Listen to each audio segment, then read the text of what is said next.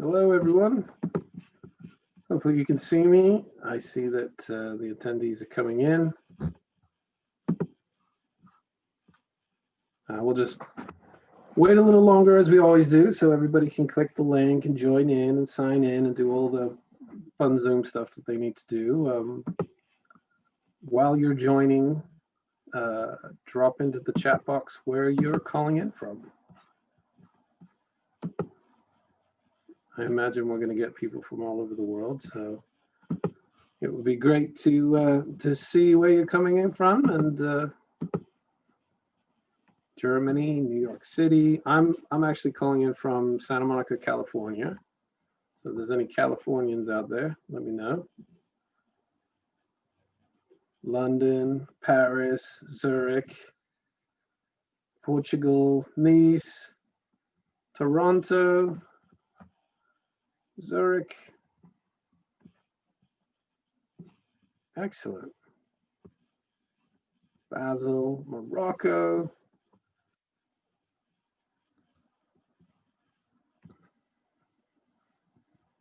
Amsterdam. The Californian in Zurich, Greta. Excellent.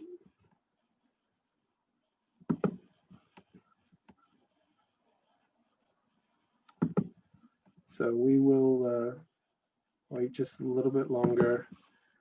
And I'm sure you're all Zoom webinar experts by now, but there is a little button on the bottom that says Q&A. So if you have a question, that's where you want to put your question. And I will try and pay attention to that as we go along so that we can answer them. And if not, we'll get to the end. Also, if you like someone else's question there, you can kind of like it, and that will give it a little bit more priority. So if there's a question that you wanted to ask and you saw somebody else ask, just notice that. And I think it rises to the top. So this talk is entitled Blockchain, the Future of Digital Finance. The first half of my presentation is the what and the why.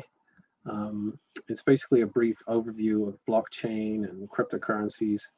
Then we can get to the future part. This subject usually has a lot of questions. So as we go along, feel free to ask questions.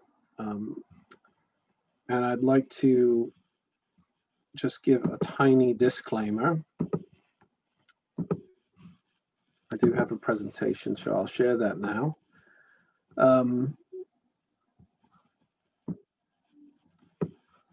My comments and views are my own. I don't claim to give any investment advice. I'm not a financial advisor. I'm not advocating or endorsing or recommending buying or selling or investing or anything else. So buy Bitcoin. I mean, wait, don't buy Bitcoin. Well, you might want to buy Bitcoin, but anyways, this presentation is designed to help educate people. And let's get started. So hopefully everybody can see this. I'd like to start with a little quote. Raoul Pal, who ran a hedge fund in London, he's the CEO of a major hedge fund there, macro hedge fund. He also was the publisher of the Global Macro Investor. He said this quote, and he basically said, Bitcoin is the best trade, investment, and future opportunity I have ever found, and has the power to give the little guy a chance to grab their share of the wealth creation before Wall Street does. Grab it. One thing to remember, Warren Buffett also said that Bitcoin was rat poison. So it seems to me that in great times, great innovations have led to great fear of the unknown. So from inventions like the printing press to the evolution of the internet, it's really been no different. There are a lot of different opinions out there. Some people see this as the most amazing thing to ever happen, and other people are terrified that it's going to be some kind of scam, or it's not real, or it's an illusion, or as Warren Buffett says, it's rat poison. But I think we could learn a little bit about it. But before we do that, a little bit about me. So my name is Jay Milla. I'm based in Santa Monica, California. I'm currently the head of marketing for the Litecoin Foundation. Our mission is the advancement and development of Litecoin for the good of society. Some have called me a futurist, but I think most of us are already futurists. We're just curious about the future. In marketing, I believe marketing is a profession that requires a constant overlap with every facet within a company. And my job is to translate what we're doing overall for the rest of the world. And that includes, the products, the innovation, development, partnerships, and how we communicate that out. It's a really fun job. Most people in this industry will ask you, how did you get interested in this space? That's usually the first question that people ask. So I saw this technology in 2014, maybe earlier, and I was just certain that this was going to be big. And it reminded me of the first time I encountered the internet, and I didn't want to miss out. I felt that it was going to be, like the internet, a solution to so many of the world's issues.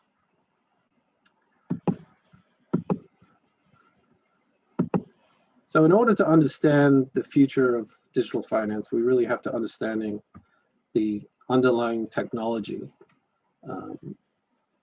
And what we're talking about today is built on the blockchain. So a lot of people will say, oh, I don't understand, what is blockchain? So I'll try to make it really simple. It's a digital ledger of transactions. So a blockchain is a history of events that use cryptography to link time-stamped batches of events together. And now you might still be scratching your heads, but imagine computers all over the world, and they're keeping a record of the same transactions. Each computer has a ledger of every single transaction that has ever taken place.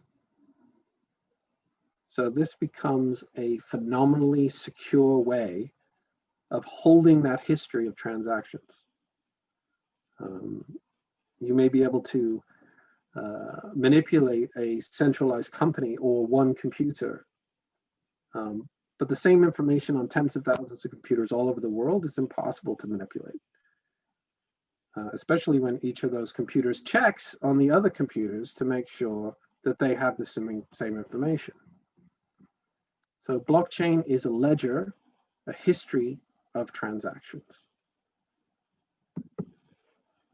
Why blockchain? And this has taken about really in the last decade for it to come to fruition.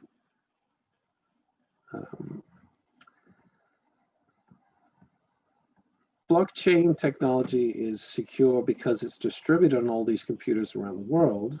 Anyone can view the contents of the blockchain and see immutable data that's written to the blockchain that can never be changed. It's distributed. So unlike a centralized ledger that is kept by a trusted institution, blockchain runs on an entire network. And that means no single system can be compromised. It's also public data in most cases. So that data on the blockchain is visible to everyone and makes it perfect for storing public records like Bitcoin transactions, or land titles, or asset tags, or pretty much anything that you use to keep a record of. You can keep in a trusted public environment where everybody can see what's going on.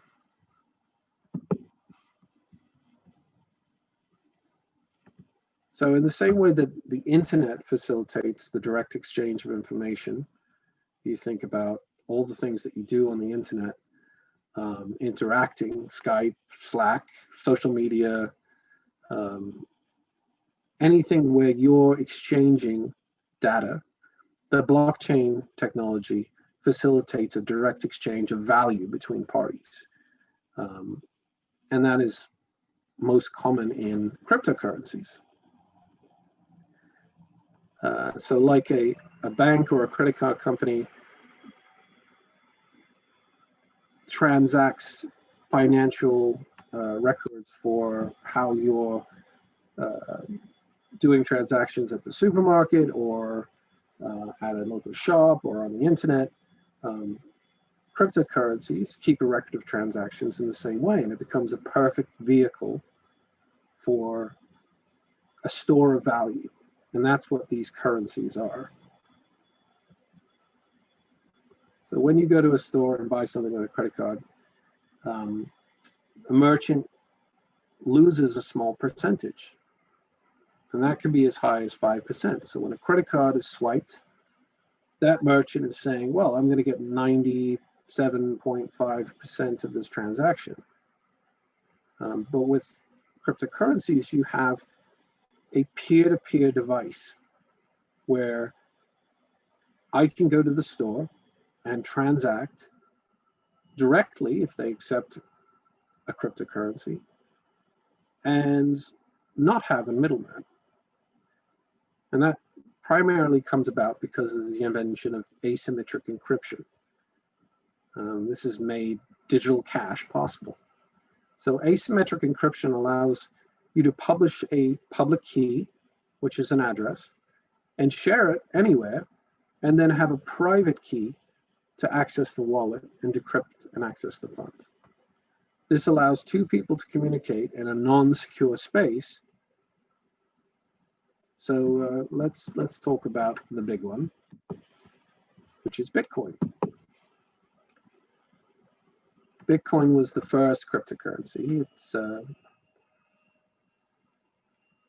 It is a digital currency that was created in 2009 by an unknown person who uses the alias Satoshi Nakamoto.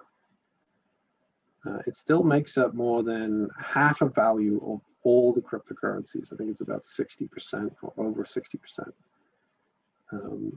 It has simply changed the way that we think about money. About a month ago, the CEO of BlackRock, which is the world's largest asset manager, said Bitcoin may replace gold as the financial standard. In fact, the market cap of Bitcoin is around $600 billion. It's the first major financial instrument to be truly and fully decentralized. And that's what the beauty of this is. So Bitcoin is a digital currency, and it has a maximum supply of 21 million coins. So that means that it's inflation proof. When you only have a limited supply and you can't print more money, as many governments have been doing in the last year, that can lead to inflation. But if you have a currency that has a maximum supply, then that, coupled with the halving, which we'll get into a little bit later if there's questions, can eliminate inflation. So this as a currency becomes a really, really beautiful digital design. The current price is around $30,000. I think yesterday it was 35, and today it's 31 or 32. And it's mostly have been adopted by younger users.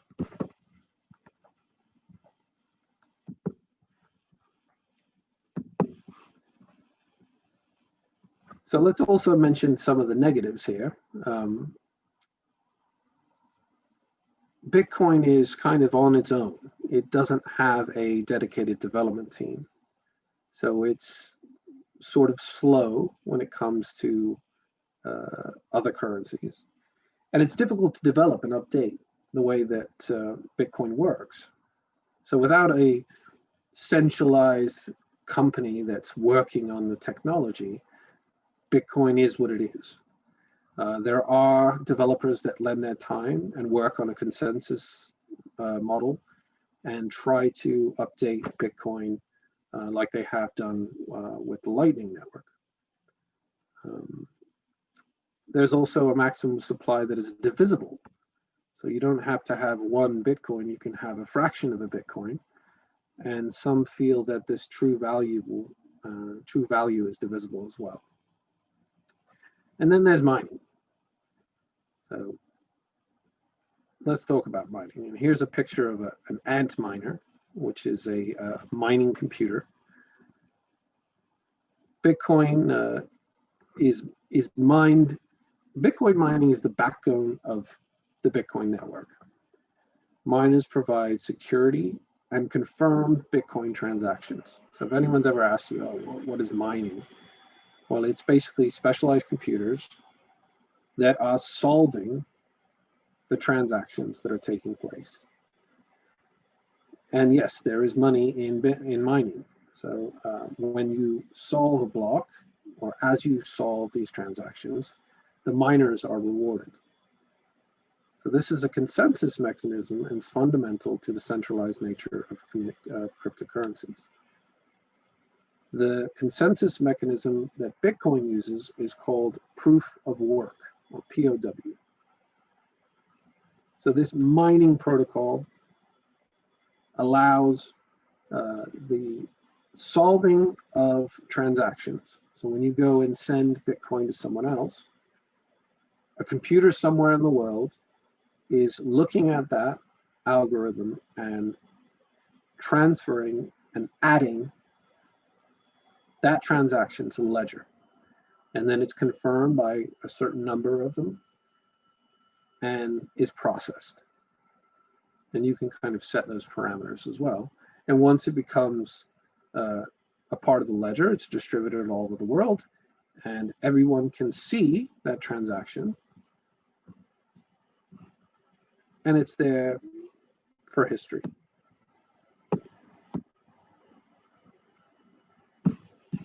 So since Bitcoin was invented, there have been any number of new cryptocurrencies, thousands and thousands that have been made. And this has spurred on an entire new industry of investing. Most of these currencies are extremely volatile, which means there are massive fluctuations in price, and thus they're very speculative. So if you're lucky and you bought in or invested in the right projects at the right time, those currencies could be worth a lot now. The technology side is very interesting as well. So Ethereum, Cardano, and more recently Polkadot. There are a few others, but these are built to be platforms. They're designed to launch new products, new cryptocurrencies. So Ethereum is the biggest one. And there are thousands of ERC20 projects that are out there that have been invented on the Ethereum platform. I could talk another probably 10 hours about smart contracts and DeFi and DApps and all the other technologies that have risen. But let's get back to the solutions. And I'm sure we're going to have a lot of questions about particular tokens and things like that.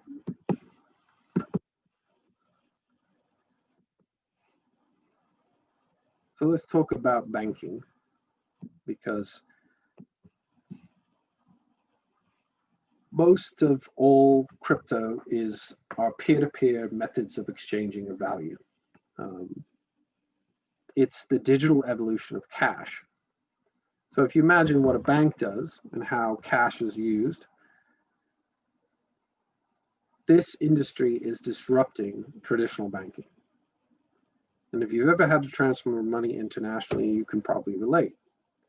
How much time, how much effort, the approval process. Transferring money in the past was a very slow affair. And slowly, certain companies arose, like PayPal, became a digital medium whereby you could exchange money, and they're pretty good at that. But crypto offers far less barriers. It's scalable, it's always live, and you can see something like a Bitcoin transaction processed in as little as 10 minutes. So let's give you a good example. A few months ago, a user moved $99 million worth of Litecoin, and the transaction took 2.5 seconds and incurred a fee of 70 cents. $99 million. I mean, that's truly, truly amazing.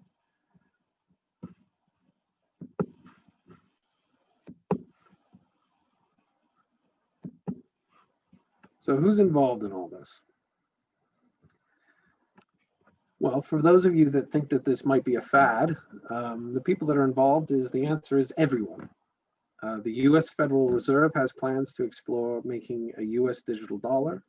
The Bank of England, the People's Bank of China, the Bank of Canada. I mean, every single World Bank or country's bank or bank that you've heard of is exploring remits and transactions based on blockchain technology for obvious reasons that I've already mentioned. It's stable, it's always on, it's cheap, and it's secure. So a lot of these companies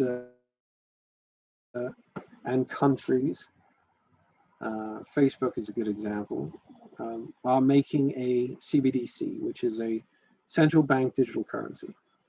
And they use the blockchain in a digital form that allows it to invent a centralized or stable version of a tokenized ecosystem for that bank. Stable coins are tokens that are tied to the local fiat currency. So Tether is a good example of a stable token. I mentioned Facebook. Facebook is also trying to release a social, centralized, stable currency whereby Facebook users can exchange money as a store of value. Who else is involved? So major investment houses have stakes in these currencies, in Bitcoin particularly. The truth is, in the future, we really won't even notice, but every financial transaction that we make with a bank or with a credit card will probably be using this technology. So people are involved. The banks are on it. Who else? Well, Visa. Visa has a massive initiative whereby they're issuing different kinds of credit card solutions to people that allow them to transact in these currencies. So we at Litecoin launched a Litecoin Visa debit card, and it allows you to hold your Litecoin. And then when you want to go and transact at anywhere that takes Visa, millions and millions of points of sale all over the world, that credit card is smart enough to translate that Litecoin into the transaction, and thus you're paying in the local currency and spending your Litecoin. PayPal, which I mentioned before, they just entered into the space in the last few months, and you can go and buy Bitcoin and Litecoin and a couple other currencies on their platform. Robinhood. Just know that when you're dealing with some centralized institution, you're not necessarily holding your own private keys. I believe PayPal have come out and said that they're going to progress in this manner and allow people to actually access and fund their Bitcoin and Litecoin and such.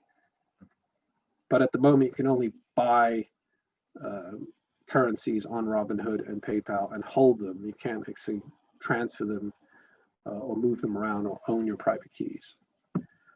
That's kind of what I mean by a centralized institution holding your keys. There's a risk. Many exchanges, companies, they've been compromised, and users have lost their holdings in those companies. But at the same time, there are people that have forgotten their passwords and have never been able to access their Bitcoin again.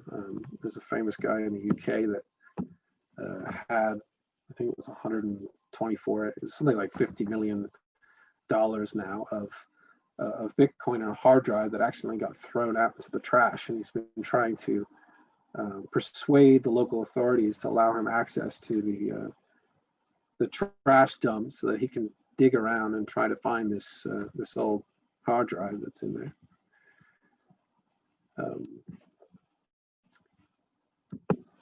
And of course, there are great memes. The crypto space has sparked an entire new culture. There's tens of thousands of investors that have become millionaires in this space. Back in December, when Bitcoin hit 23,000, the number of individual wallets with over $1 million was over 65,000. So I imagine now that, you know, Litecoin's over 30,000, that's much higher at this price. There are a lot of words that require some explanation. Anybody want to take a stab at any of these? Feel free to put them in the chat box. I'll tell you about a few of them while we're looking at these. So a favorite one is HODL, H-O-D-L, which means hold on for dear life. And the idea is that you have to hold your currencies because it's so volatile. You may have the fear of selling at a certain price when inevitably most people consider that Bitcoin is going to go up and up and up and up.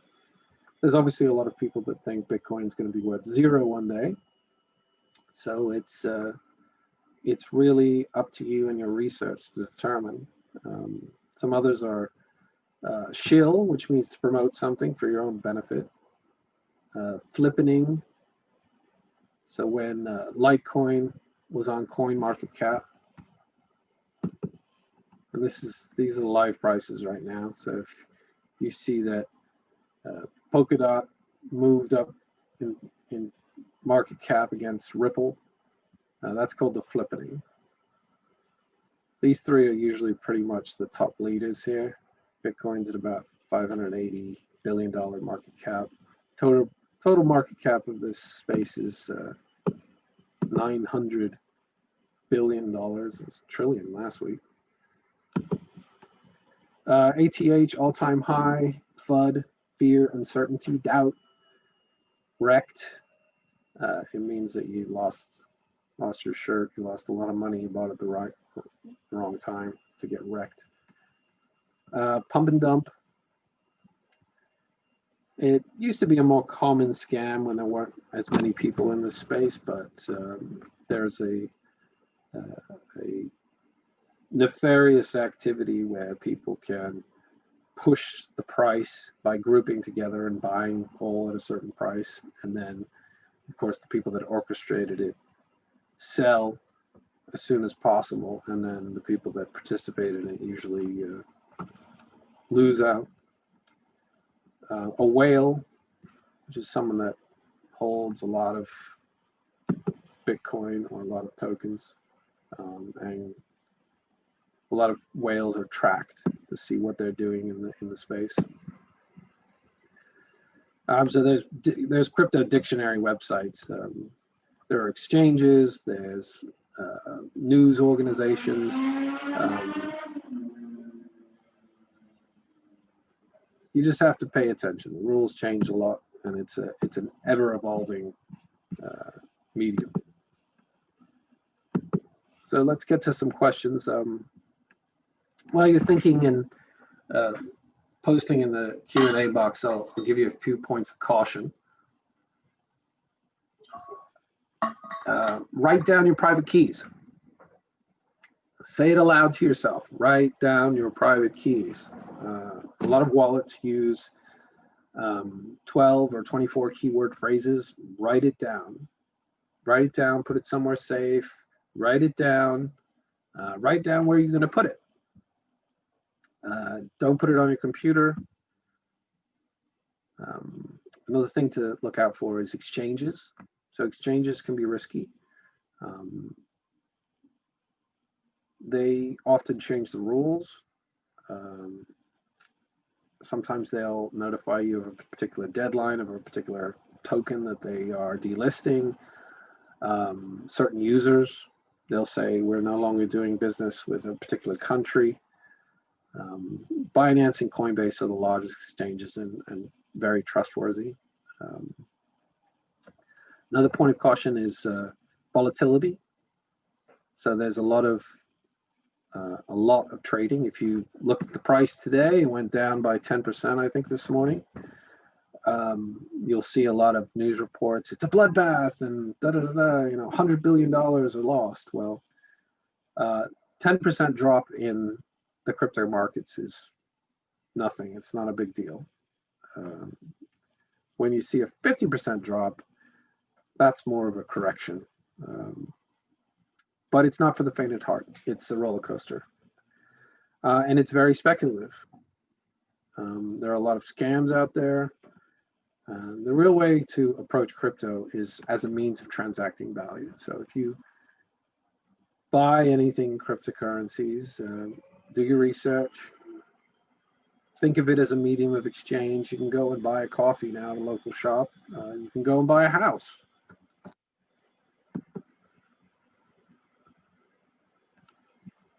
So let's look at some of these questions. What do I think will happen once Bitcoin hits $20 million mark? So there is a limited number of Bitcoin that are available. The beauty of how Bitcoin is constructed as a technology is that it's going to take decades for us to reach that, that cap. What I mean by that is that there is a scarcity that slowly and slowly and slowly increases. It's not like everyone's going to keep mining and then suddenly next year we're going to be at 21 million Bitcoin. And in some respects, this is already happening. I mentioned that guy that lost a couple hundred Bitcoin he threw out in the trash on a hard drive. Well, there's theories that a large percentage, as much as 30% of Bitcoin have been lost forever. People have lost their passwords, exchanges have failed, wallets have been forgotten about. One thing people forget to mention is that people die. So maybe someone has a password in their head or wrote it down somewhere that is never going to see the light of day, and those Bitcoin are going to disappear. So there is a scarcity here, and that supply will, I think the theory is that it's going to end in 2050 or something like that. So what will happen? It will probably by that point be a very stable medium because of adoption, or another token will come along. And the next question is Bitcoin or Litecoin. Another token will come along that utilizes the same properties as Bitcoin, but becomes a more prominent or favorite medium of exchange. So Bitcoin versus Litecoin. There's infinite discussion about this. The truth is that Litecoin was created by Charlie Lee as a faster, more scalable, and cheaper to transact Bitcoin. It was actually the exact same technology that Bitcoin was using, and he just made it better. So Litecoin is one of the top currencies in the world, and it's preference. Bitcoin has more than 60% of the market cap. It's far more popular. Litecoin was around $10 billion market cap. The interesting thing about Litecoin and Bitcoin is that a lot of people hold Bitcoin and a lot of people use Litecoin. If you've ever, like I mentioned with that $99 million transaction, it's very simple and easy to use Litecoin, and it's cheap, and it's fantastic. Can you recommend an app that is trustworthy? There are hundreds of apps. It really depends on what you'd like to do. So if you're looking to buy Bitcoin for the first time, you may want a particular app like Coinbase, or PayPal, or Robinhood. These are all credible, centralized institutions that allow you to buy on their platform and hold. And in the case of Coinbase, you can actually take that Bitcoin and put it somewhere else. There are wallets. So for instance, Lite Wallet is the Litecoin wallet. It's very decentralized. We do have a dev team on it and constantly update it, but if you're looking to transact and become a trader, then you want to look at certain exchanges. A good place to look and get information and read charts and such is CoinMarketCap. So this is kind of the central hub for people to look at which currencies are there, and there's a lot of them. And it also will tell you about exchanges and products and some other things.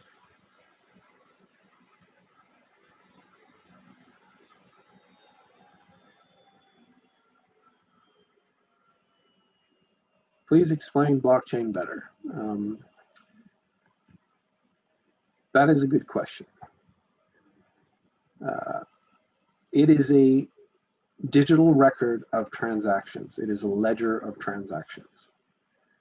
So that may be hard to understand as a new medium, but if you imagine a spreadsheet and you're working a business and people are buying a product from you, and every day you're selling whatever kind of widget, and it costs 10 euros. And you sold one today, and you sold 5 the next day, and you sold 10 the next day. You're keeping a ledger of those transactions. Now imagine a chain of events that are solved in mathematical blocks, which isn't important to understand. What is important to understand is that you have an immutable ledger of transactions. That means that transactions that can't be manipulated. So if you're looking for a safe way of keeping a record of things that are happening, then the blockchain can be your answer. And that could be absolutely anything. That could be blockchain transaction, Bitcoin transactions, that could be hospital records, that could be titles for houses, which I've heard that there's a lot of manipulation.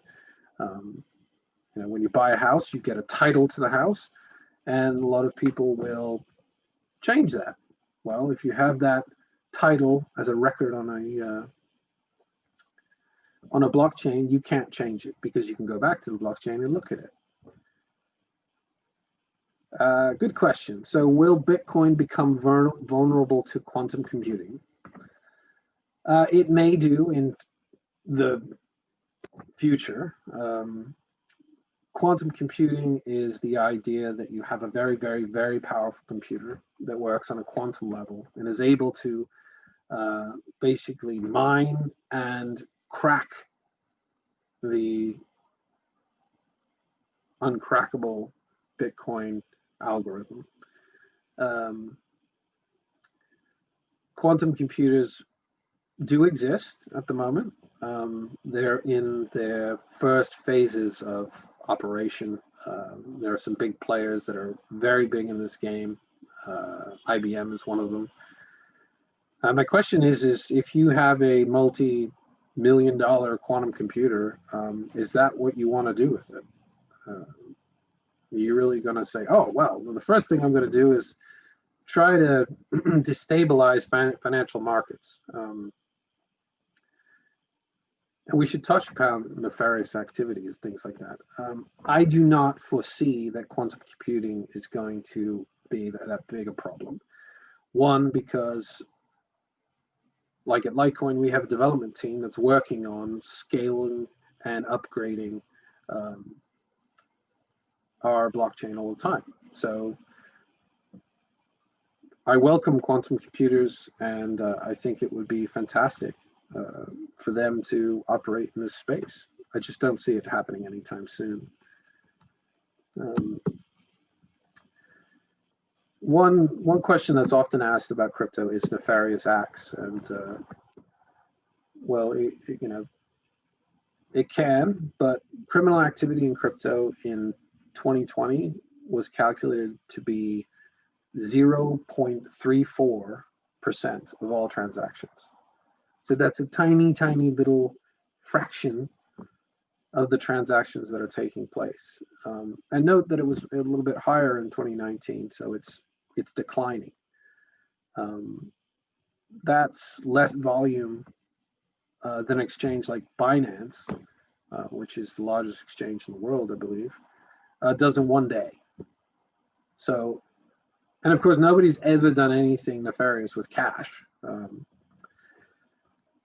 On the same record, the UN thinks that around 2.5 to 5% of global GDP, which is 1.5 to 4.5 trillion dollars, are used for money laundering and illicit activity. So it's ridiculous to think that nefarious activity is a big deal in this space, because it's not. Can it be? Sure, but so can cash.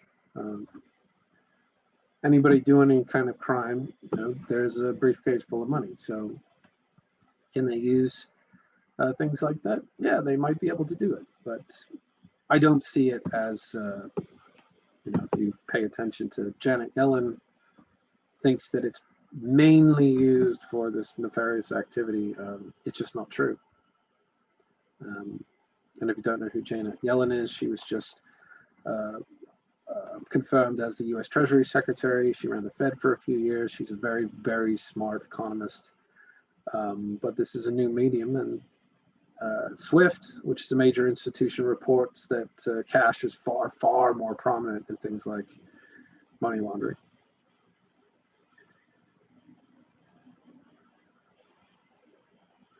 Since Bitcoin seems like it's based on the number of transactions, does Bitcoin follow the stock market? No one's directly correlated pricing of Bitcoin to other activities. A lot of us like to think that there is. One of the most common would be to consider that if gold is a store of value and the stock market goes down, gold usually goes up, and vice versa. From what I've seen in previous years, it sometimes correlates that way, like gold. And more recently, it seems like if the stock market goes up, the price of Bitcoin went up. The stock market in the US is at all-time high. Bitcoin's at an all-time high. So does it make perfect sense? If I knew that, I would be a very, very, very rich man. But nobody can quite determine what correlations there are. If one doesn't use exchanges, what is the alternative? Excellent question. I see a lot of you are using your anonymous attendee function, so I can't give you credit for that, but that is an excellent question. So centralized exchanges, Binance, Coinbase, there's one here called Bittrex in Nevada. These are ways that you can trade currencies and buy and sell currencies. You can sell Bitcoin or Ethereum for a totally different new currency that you may think that is going to go up. There are decentralized exchanges and decentralized wallets that are out there that you can research and decide whether you feel are safe, and you can hold your currencies on them. You can do what's called an atomic swap, which is basically exchange. So if you wanted to exchange Bitcoin for Litecoin, or Litecoin for Polkadot or something else, you can do that if that functionality exists. You can actually look on CoinMarketCap, and you can see a particular currency and where it's traded and the volume of those exchanges and where it's traded. But there are alternatives. They're all decentralized exchanges, decentralized wallets. There are wallets that allow you to do changes. There are websites. There are little things like a ledger.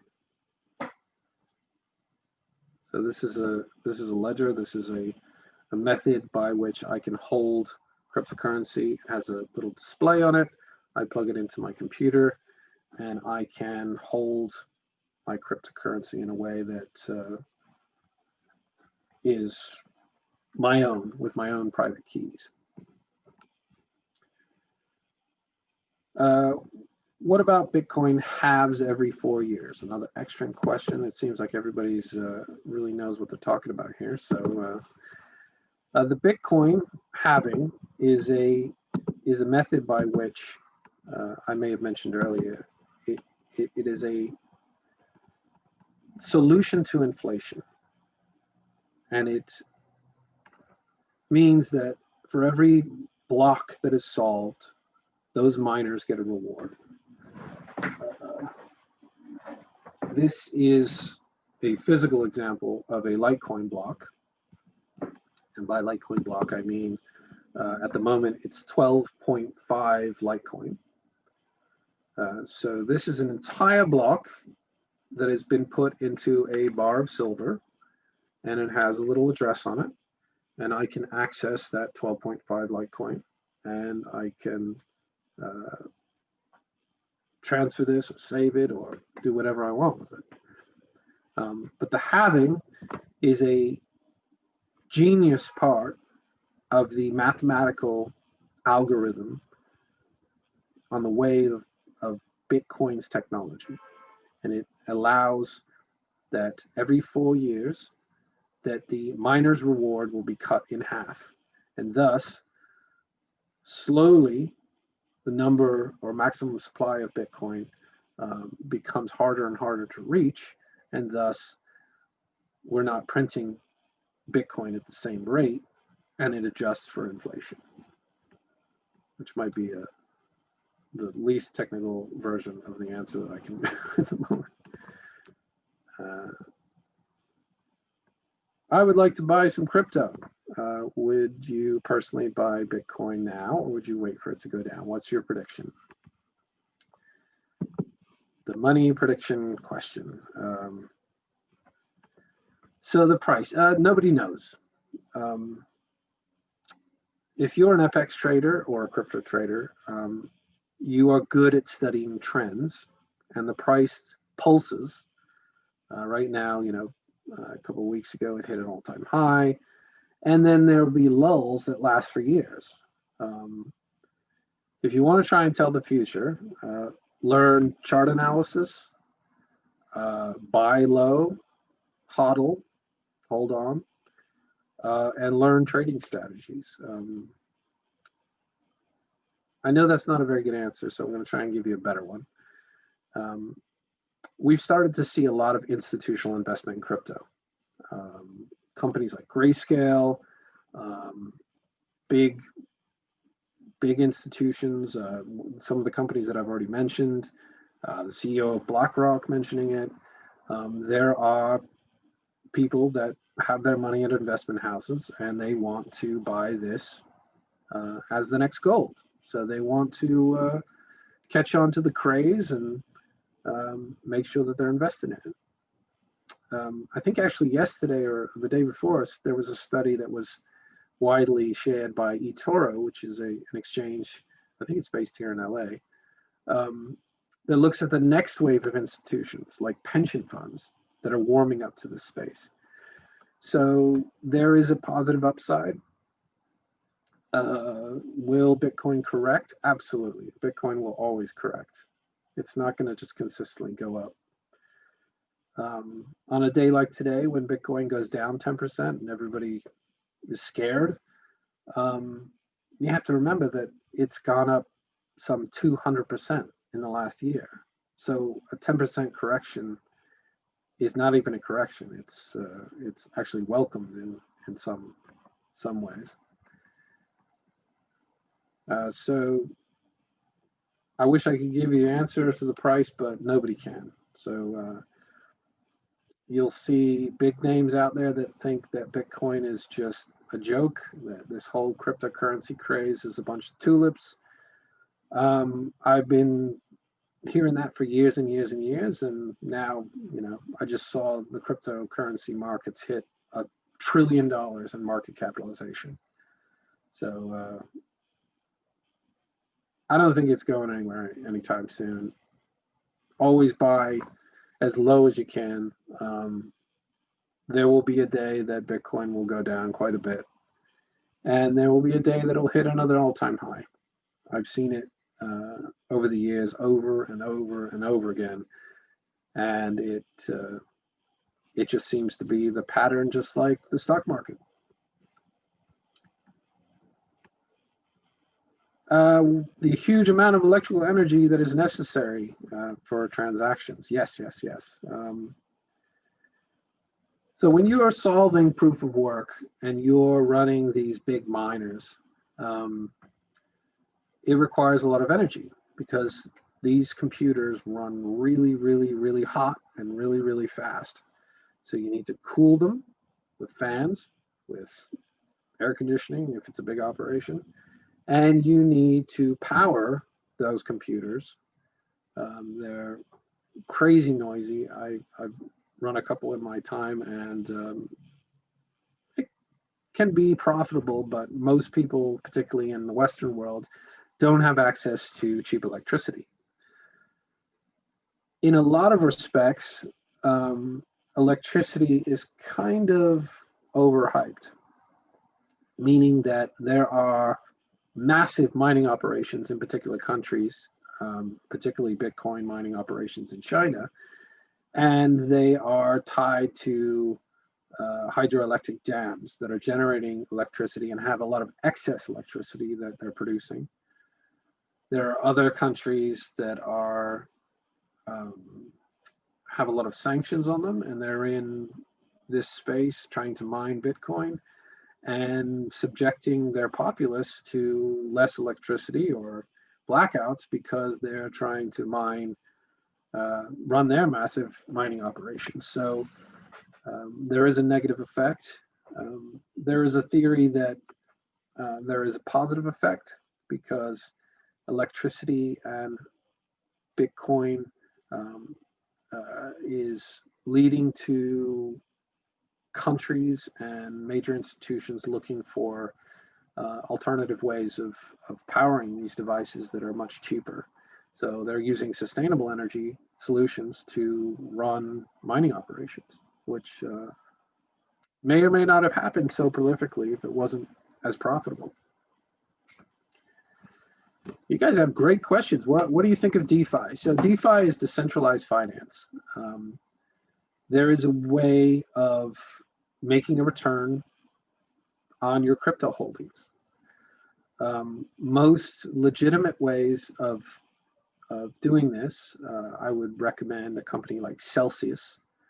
And you can ping me on ASMALLWORLD if you want to know some more recommendations, because I don't want to recommend too many things, but Celsius allows you to store your currencies, and they have a long list of them, and you can basically allocate it, and they will give you a percentage back for storing with them. There are some currencies that are invented primarily to be in this DeFi space. And what I mean by that is they print a lot of extra tokens for themselves, and then they reward people with those billions of extra printed tokens. That's kind of a proof of stake DeFi solution. Now it seems odd to do that, but there's nothing really wrong in doing that. So DeFi is in its infancy. It's been a really big catchphrase for a lot of new tokens and a lot of new assets that are out there. Be worried. There are DeFi institutions that I've seen that are folded. What they do is there are exchanges that have shortages, and they take your staked tokens and they utilize them to run the transactions on other mediums. So do your research. DeFi is fun, very interesting, but you can also, it's also at times a centralized medium. So you can stake your tokens on independent ways, like on Ledger, on certain wallets, but you can also stake them on very viable institutions, and you never know. Some exchanges have been hacked, like Mt. Gox in Japan. Absolutely, yeah, that's exactly what I'm talking about. More recently, there was one a few years ago called Cryptopia that was based in New Zealand. They had a lot of alternative currencies on it. There are people that feel that Mt. Gox was an inside job, that they think, obviously someone must have opened a door and allowed people in. Most of these exchanges, and actually a lot of websites, are compromised almost every single day. So it's just part of the digital landscape at the moment. That's why it's wise for you to keep your money, keep your tokens in your own wallets, having your private keys, backing up your private keys, and making sure that you're playing it safe, because you never know.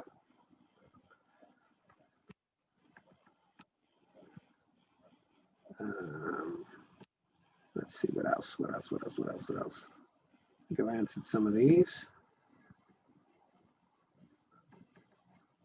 How can you distinguish between Bitcoin, Ethereum, and Litecoin if they're all based on ledger transactions? Ethereum is a platform, and by that I mean that Ethereum is really designed for two functions. One is, obviously, Ethereum exists and is there, but it can be replicated in a way that a new company can come out with a new idea or new strategy or in any kind of space and have a tokenized ecosystem that's based on the Ethereum protocol. So a platform means that it's designed to copy and replicate in ways. And that way, Ethereum has really become successful because thousands of currencies have been created and people trade those currencies through Ethereum. Bitcoin and Litecoin are very similar. Litecoin is, pretty much a faster, cheaper, and more scalable version of Bitcoin. You'll see there are hundreds of companies that are tokenizing their offering. So they may be in whatever space you could possibly imagine. And they're trying to generate money via their token.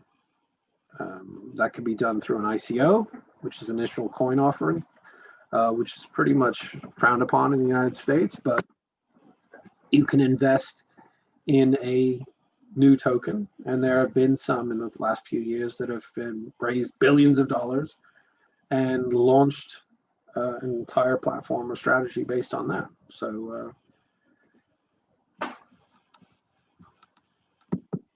I I will just give you a few words of caution. This is a very volatile and new space, even though it's 10, 12 years old. There are a lot of ways to think that you can make some money in this space, but really it's a means of transaction.